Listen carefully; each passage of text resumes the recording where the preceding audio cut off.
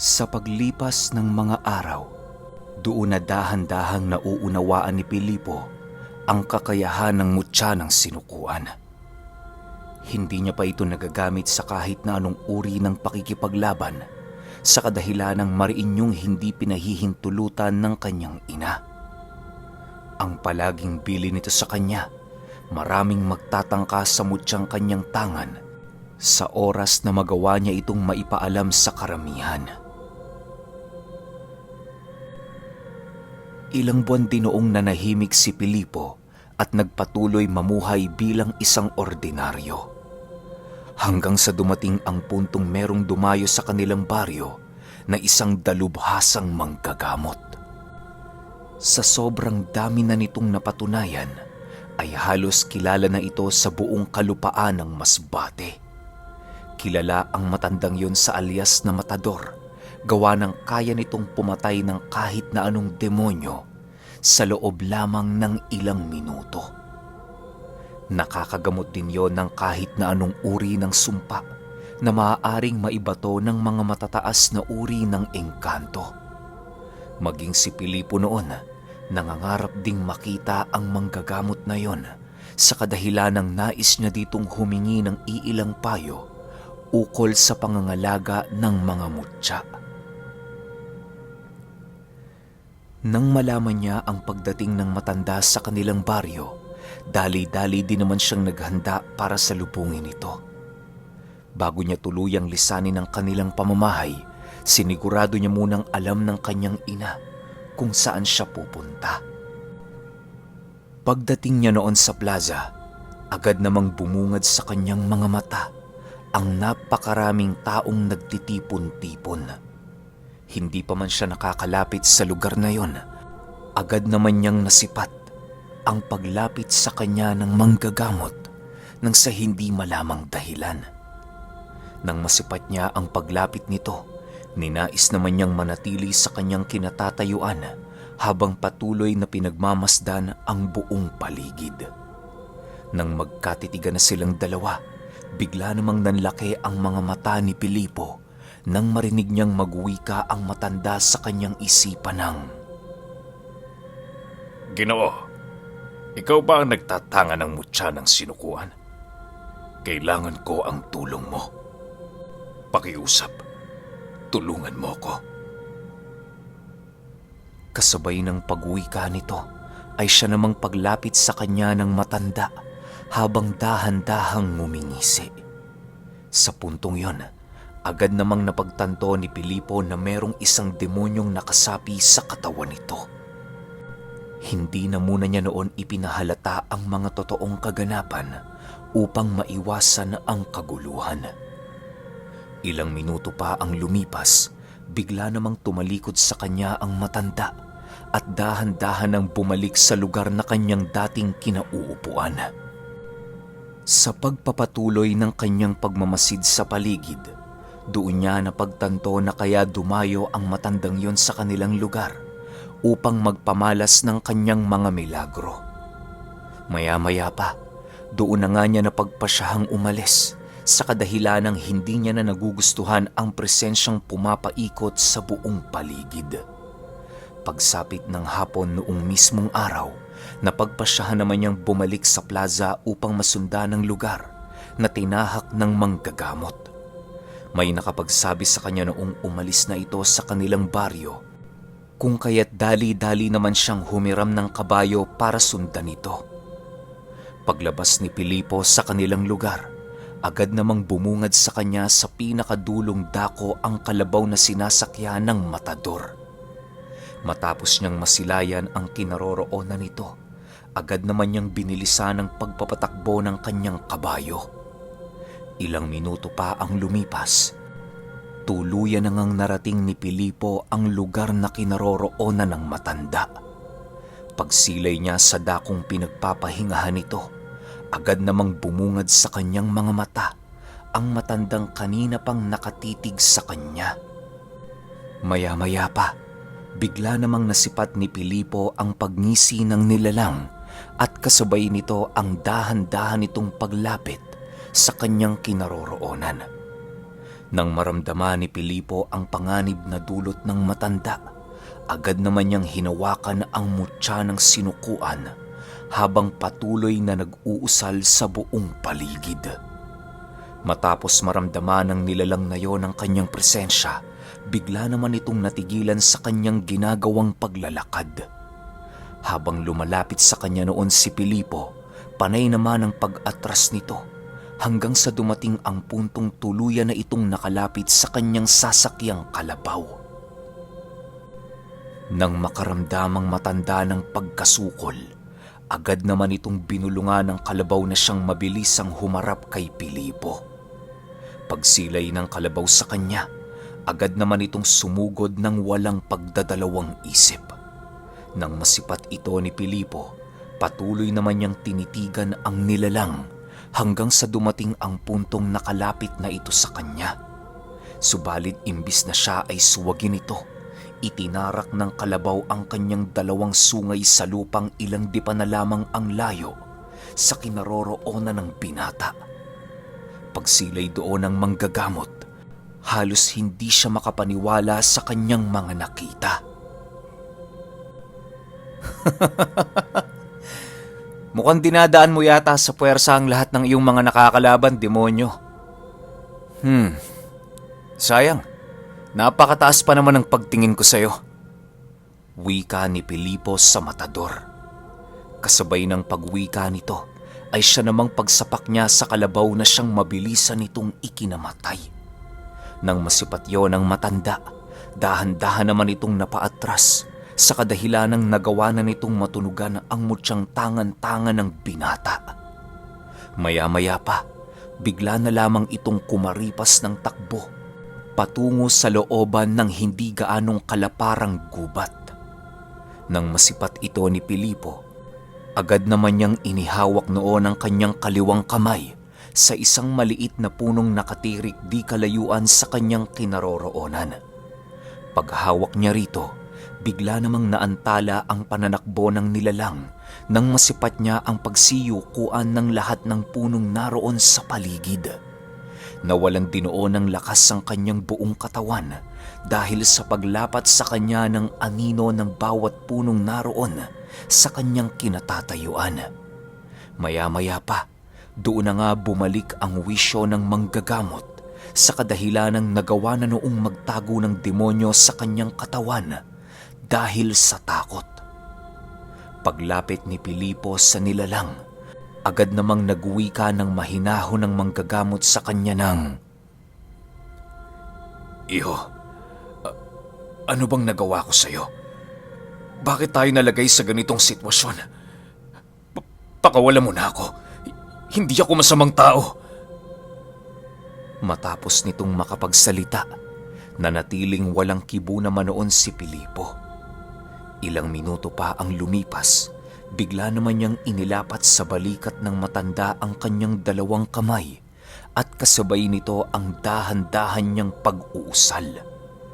Habang nagbabanggit ng mga buhay na kataga noon si Pilipo, panay naman ang ginagawang pag-aangil ng matanda dahil sa pagramdam nito ng dahan-dahang pag-init ng kanyang katawan. Ilang minuto pa ang lumipas, bigla namang inialis ng binata ang kanyang mga kamay at kasabay nito ay ang paghihila niya sa dyablo na nasa loob ng ulo ng manggagamot. Habang hinihila ni Pilipo ang demonyo, patuloy namang nagsisisigaw ang manggagamot dahil sa sakit nitong nararamdaman. Maya-maya pa, tuluyan na ngang nawala ng malay ang matanda dahil sa pagsilay nito ng dalawang maiitim na sungay na dahan-dahang umuusli sa kanyang bumpunan. Kisap mata lamang noon ang lumipas nang biglang mahugot ni Pilipo ang demonyo na ilang taon nang nanananahan sa katawan ng manggagamot. Bago ito tuluyang makatayo, nagawa na niya itong mapabagsak sa lupa gamit-gamit ang tigalpong merong bisa ng mutya ng sinukuan. Kahit paralisado na ang buong katawan ng demonyo, patuloy pa rin ang ginagawang pag-aalok nito kay Pilipo sa karunungang itim na kaya niyang ibigay kung sakali mang makipagsundo siya rito. Pilipo, alam kong merong kang ganid sa iyong puso. Naaamoy ko ito sa bawat hiningang lumalabas sa iyong pagkatao. Makipag-isa ka sa akin at sa pamamagitan nating dalawa, magagawa mong makalikha ng isang milagro na daig pa ang kakayahan ng Mesiya. Tentasyon ng demonyo.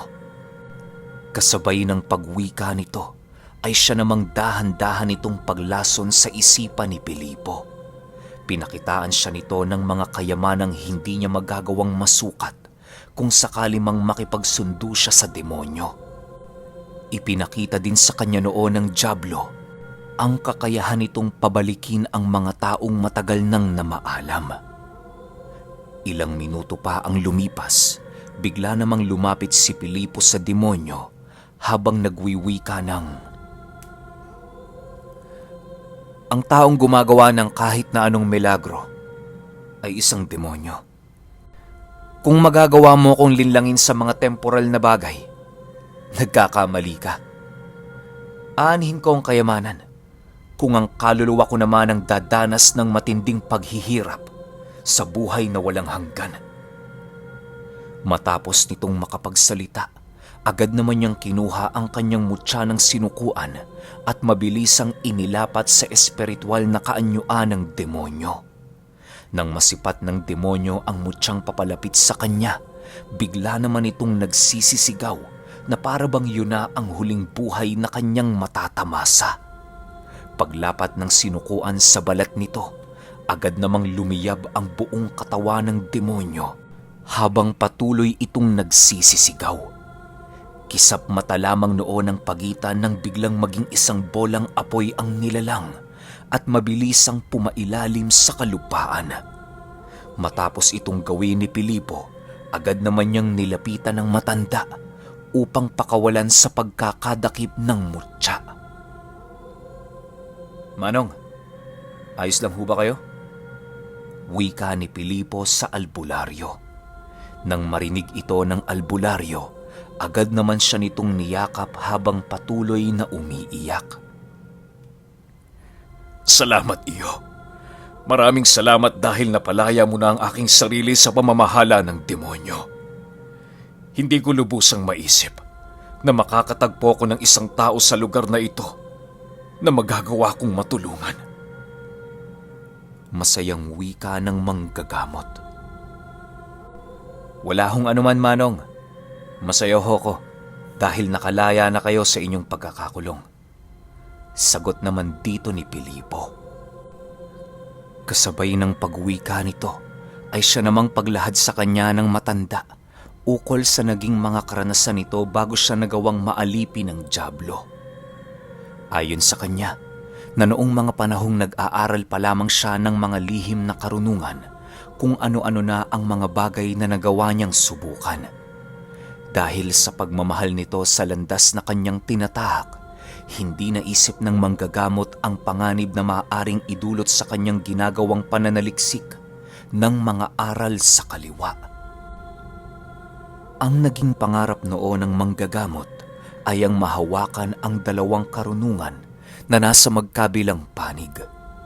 Naniniwala kasi siya noon na kapag ang isang tao ay magawang mapaghusayan ang dalawang magkalabang aral, makakagawa ito ng milagrong unang beses pa lamang masilayan ng mga tao. Sa ilang buwan niya pa lamang na pananaliksik ng mga aral sa kaliwa, doon na siya nagkaroon ng isang marka na siyang bumutas ng pananggalang ng kanyang kaluluwa. Huli na nang malaman ng manggagamot na yon na meron na palang nakikihati sa kanyang katawan na isang demonyo. Sa sobrang lakas nito, hindi niya ito nagawang maitaboy gamit-gamit ang kanyang mga lihim na nasa panig ng kanan. Habang tumatagal ang paninirahan ng demonyo sa kanyang katawan, dahan-dahan namang nawawalan siya doon ng kontrol. Sa paglipas pa ng buwan, tuluyan na ngang nasakop ng dyablo ang kanyang katawang lupa at kasabay nito ang pagkaalipin ng kanyang kaluluwa. Kung saan-saan na din sila noon tumungo para lamang maikalat ang kasamaang taglay nito. Nang marinig ni Pilipo ang sinabi ng matanda, agad naman niya itong binigyan ng isang puder pangkaligtasan upang maselyuhan ang lamat sa katawan ng matanda. Bago nito tuluyang lisanin ang lugar na kanilang kinaroroonan, ibinilin kay Pilipo na hanapin ang isa pang uri ng sinukuan upang magawa niyang mataglay ang kabuuang lakas nito. Matapos niyang marinig ang bagay na yon, tila ba hindi magawang makapaniwala ni Pilipo ukol sa sinabi ng matanda. Iho, may tiwala akong makukuha mo ito. May tsansa ring makaligtas ka sa pagsubok ng gabay ng pangalawang sinukuan dahil pagmamay-ari mo na ang isa pa nitong uri. Yun nga lang, kinakailangan mong doblehin ang iyong pag-iingat dahil dadami ang mga demonyong iyong makakalaban. Wika ng matanda. Kasabay ng pagwika nito ay siya namang pagpaalam niya kay Pilipo na tutungo na sa kabilang baryo. Hindi naman siya noon pinigilan ng binata sa kadahilan ng alam niyang marami pa itong gagawin. Nang tuluyan ang mawala sa kanyang paningin ng matanda, agad naman niyang binagtas ang daan pabalik ng baryo. Pagdating niya sa kanilang bahay, agad namang bumungad sa kanya ang kanyang inay na kanina pang naghihintay. Pilipo anak, saan ka ba nanggaling? Nakita mo na ba ang taong nagmamasid kanina sa labas? Napakarami nila. Pakiramdam ko hinahanap ka.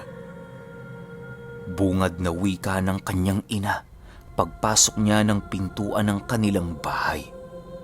Matapos itong marinig ni Pilipo, agad din naman niyang hinanap ang mga panauhing sinasabi nito. Subalit kahit saang dako siya noon lumingon, wala siyang nakitang anino ng kahit isang tao.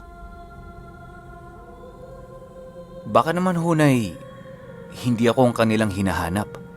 Malay niyo ho, dyan sa mga kapitbahay natin ang kanilang pakay. Matapos ang kanyang pagwiwika, agad din namang ipinagsawalang bahala ni Pilipo ang sinabi ng kanyang Lola Maria. Kampante siya noong wala siyang kalabang mga demonyo sa kadahilan ng alam niyang wala pa siyang nasasagasaang mga nilalang. Ilang araw pa noon ang lumipas, doon na niya dahan-dahang napapansin ang mga kahina-hinalang panauhin na pasimpleng lumalapit sa kanya. Paminsan-minsan, nakakaramdam siya noon ng mga taong nagmamasid sa kanyang trabaho, maging sa kanyang paglalakad pauwi. Hindi naman ito gaanong pinapansin ni Pilipo hanggang sa dumating ang puntong merong dumalaw sa labas ng kanilang bahay na 3 lalaki. Sa pagkakatanda niya, nasa dapit hapon na noong maganap ang mga pangyayari. Nagawa niya pang tanungin ng mga panauhing yon sa pakay nila, subalit bigo siyang makakuha ng kasagutan sa mga ito. Nang mapagtanto ni Pilipo na hindi niya makakausap ng matino ang mga nilalang, dahan-dahan naman siyang lumabas sa kanilang bakuran. Habang naglalakad siya noon, pasimple naman niyang inuusal ang mga katagang pumapasok sa kanyang isipan. Nang masipat niyang magsisitakbuhan na ang mga ito, agad naman niyang hinawakan ang isang kahoy na siyang bakod ng kanilang tahanan. Paghawak doon ni Pilipo, mabilisan niyang hinawakan ang mutya ng sinukuan at kasabay nito ang pagsiyukuan ng lahat ng punong naroon. Nang makita niyang natigilan na ang mga panauhin sa kanilang paglalakad, dali-dali naman niya itong nilapitan. "Sino kayo? Anong kailangan niyo?" tanong ni Pilipo sa isa sa mga ito. Nang marinig ito ng isang nilalang, agad din naman itong sumagot ng, "Bakit ka namin sasagutin?"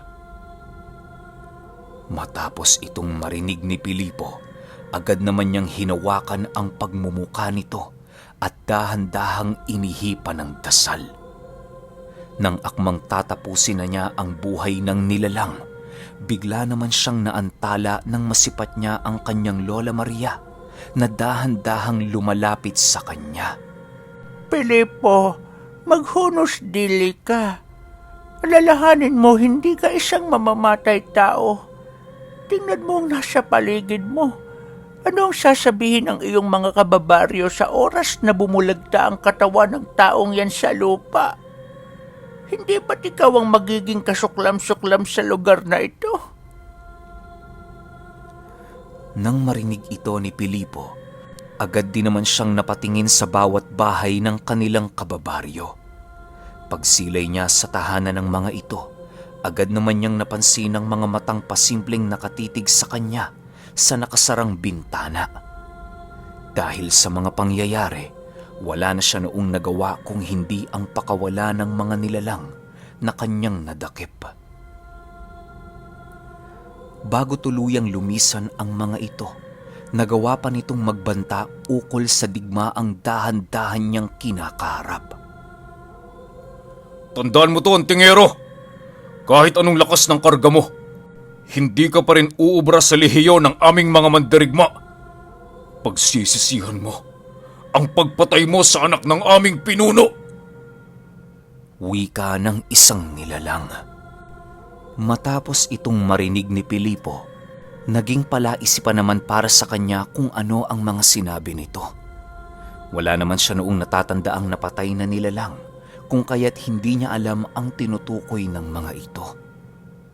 Sa pag-alis ng mga panauhin sa paligid, agad namang lumapit si Pilipo sa kanyang ina habang nagwiwika ng, "Nay, pasensya na ho kayo ha. Alam kong nagpadalos-dalos ako dahil nadala ko ng aking galit. Ang kaligtasan niyo lang po ang iniisip ko." Huwag mo akong alalahanin, anak. Kaya ko ang sarili ko. Tsaka isa pa, hindi naman sila makakapasok sa bahay dahil sa basbas na iniwan ng lolo ambu mo. Halika na, umuwi na tayo. Matapos nilang mag-usap, agad din namang bumalik sila Pilipo sa kanilang tahanan. Magmula ng araw na yon, ipinangako naman niya sa kanyang sarili na mas lalo niya pang itutuon ang kanyang wisyo sa pananaliksik ng mga lihim na karunungan. Sa pagsapit ng umaga noong mismong gabi, nagtapat naman siya sa kanyang lola na nais niyang hukayin ang mga naiwang gamit ng kanyang lolo. Pinayagan naman siya nito sa kadahilan ng alam ni Lola Maria na yun din ang gagawin ng kanyang asawa kung sakali mang nabubuhay pa ito.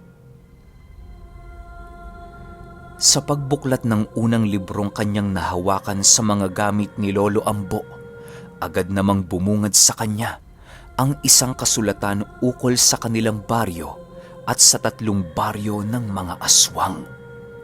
May lagda at duguyo ng kanyang lolo na siyang nagbibigay proteksyon sa kanilang baryo. Ayon sa kasulatang nabasa ni Pilipo, na hinahayaan ng kanyang lolo ang anumang gawain ng mga aswang sa labas ng kanilang baryo basta hindi ito mananalasa at mamemerwisyo sa kanilang lugar. Nalaman din niya sa kasulatang yon na ilang taon nang nagkaroon ng kasunduan si Lolo Ambu sa mga ito na siyang nagpanatili ng kapayapaan sa kanilang baryo. Doon din nabasa ni Pilipo ang tungkol sa hukbo ng mga itong halos hindi na magawang mabilang dahil sa sobrang dami. Karaniwang nakatira ang mga aswang na yon sa mga yungib at bundok sa kadahilan ng ayaw nila sa mga lugar na pinagkukumpulan ng mga ordinaryong tao. Dagdag pa ni Pilipo, hindi rin basta-bastang uri ang mga nilalang na yon sa kadahilan ng may dugo ito ng mga nilalang na kung tawagin ay ang gitay. Kilala ang ganoong uri ng mga aswang bilang malalakas sa kahit na anong uri ng digmaan. May kakayahan din ng mga itong magbigkas ng mga karunungang lihim na nasa panig ng kadiliman. Sa pagpapatuloy ng kanyang pagbuklat ng libro, Doon naman niya nakita ang isang punong kahalintulad ng puno ng sinukuan. Nang masipat niya ang bagay na yon, agad naman niyang tinawag si Lola Maria upang tanungin ito sa nakaraan ng kanyang lolo. Nay, may pagnanasa din ho ba si Lolo Ambu sa sinukuan? Kasi may ginuhit siyang puno dito na nakapukaw ng atensyon ko. Tanong ni Pilipo. Anak, kusang lumapit sa lolo mo ang sinukuan. Maaring yan din ang rason kung bakit nagawang lumapit sa iyo ng mutsang minsan niyang naging pagmamay-ari. Ang bertudes na nasa anyo ng bolang apoy na pinasa sa iyo ng iyong lolo, ang maaaring naging dahilan upang ikay kapitan ng dati niyang kapangyarihan. Kaya nga sinasabi ko sa iyo, mag-iingat ka, sapagkat ngayong ikaw na ang bagong nangangalaga ng sinukuan, may mga demonyong gagawa ng hakbang upang makuha ang iyong kahinaan. Paliwanag ng kanyang Lola Maria. Pagtatapat pa nito na isa din ang pagkuha ni Pilipol ng sinukuan sa mga bagay na kanyang labis na ipinag-aalala. May mga bagay pa kasi noong hindi alam si Pilipo pagdating sa paggamit nito. Dagdag pa ni Lola Maria na noong kapanahunan ni Lolo Ambo, walang demonyo ang nakakapasok sa kanilang baryo. Kilala din yun sa kanila, lalo na pag sumapit ang kapistahan at nag-uumpisa ang subukan ng karga. Matapos marinig ni Pilipo ang kwento ng kanyang ina, agad din naman niyang ipinagpatuloy ang pagbuklat ng libro ni Lolo Ambo. Maya-maya pa, bigla namang natigilan si Pilipo nang masipat niya ang isang guhit ng kanyang lolo na tumutukoy sa pinag-isang lakas ng pangil ng kidlat at ng sinukuan. Halos manlaki noon ang kanyang mga mata sa kadahilan ng unang beses niya pa lamang makita ang ganoong klase ng karga. Bagaman guhit lamang ang kanyang nakita noon, nagdulot pa rin ito sa kanyang katawan ng labis na takot at pagkamangha. Sa pagpapatuloy ng kwento, doon na mag-uumpisa ang mga kakaibang pangyayari sa buhay ni Pilipo. Okay, grabing angas ni Pilipo, no? Alam niyo yon, yung wala siyang kasangga. Sarili niya lang, tapos sobrang cool. Pero yung pagbumanat na, alam niyo yun, yung parang si Saitama di ba? Parang palaging one punch lang Tulad dun sa kanina, recap ko lang. Demonyo yung kalaban niya, pero nanginig nung nakita ng demonyo na nagsisiyukuan yung mga puno sa kanya. Kasi ibig sabihin nun, lang ya, matindi karga ng taong to. Hindi to basta-basta. Kasi isipin niyo, yumuyuko yung puno, di ba? Parang hari na dumadaan Ganun yung tingin ko kay Pilipo Ito sa akin lang, tsaka episode 2 pa lang naman tayo siguro. Marami pang mangyayari. Pero para di na kayo mabitin, sunod kagad natin yung 3. Yun lang. Salamat.